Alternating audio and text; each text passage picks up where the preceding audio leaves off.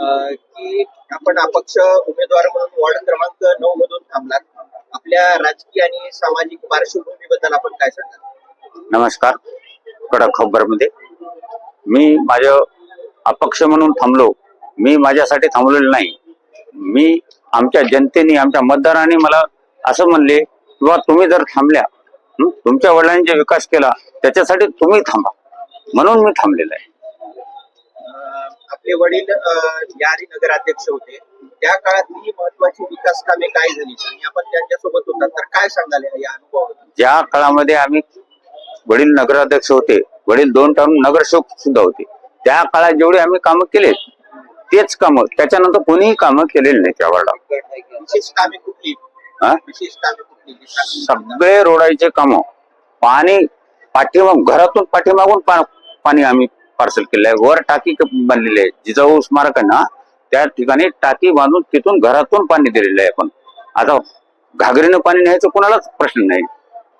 आपल्या वॉर्ड मधल्या मुख्य समस्या काय तुम्हाला वाटतं, जे या वॉर्ड मध्ये मोठ्या समस्या आहेत? मोठ्या समस्या फक्त सफाईचं काम, नाल्या सफाई, झाडझूड, हे सगळ्यात मोठ्या समस्या आहेत.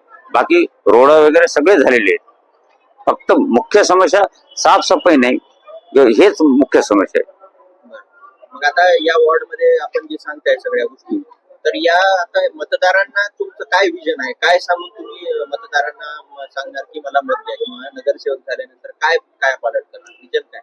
माझं एकच मत आहे की बाबा, जे आता विजयगडमध्ये काही छोटे छोटे रस्ते राहिलेले आहेत, जे त्यांनी 10 वर्षात केले नाहीत, आपल्या काळात झालेले नव्हते, ते पहिला प्रश्न आहे. ते गोरगरिबाचा प्रश्न आहे आणि त्या गोरगरिबाच्या घरांना ते रोड गेला पाहिजे. पाणी, सगळ्या समस्या संपले. जिजाऊ स्मारक आहे, तिथे एवढी घाण आहे, ती पुरी घाण साफ करून तिथे एक नवीन टाकी आणि त्याला सुशोभीकरण करायचं काम करणार आहे. माझा शेवटचा प्रश्न आहे की आपण आता आपल्या मतदारांना काय आवाहन करणार? मतदारांनीच मला सांगितले, तुम्ही उभा टाका, तुम्ही बसा आणि गल्लीतल्या कोणत्या समस्या आहेत ते मी जाणून घेऊन मी पूर्ण करणार आहे. मी राजू दगडूभाऊ सोनकांबळे, अपक्ष उमेदवार थांबलेला आहे आणि माझी निशाणी आहे कपबशी. या कपबशी निशाणीवर मतदारांनी 2 तारखेला मंगळवारी मतदान करून मला विजयी करावं, हीच माझी विनंती. ये रैली तुम्हारे पापा के लिए, तुम्हारा वेट नहीं करेंगे. और ये चुनावी रैली में आप अपने लिए नारे काहे लगवा रहे हैं? लगवा नहीं रहे हैं, लग रहे हैं. जलवा है हमारा.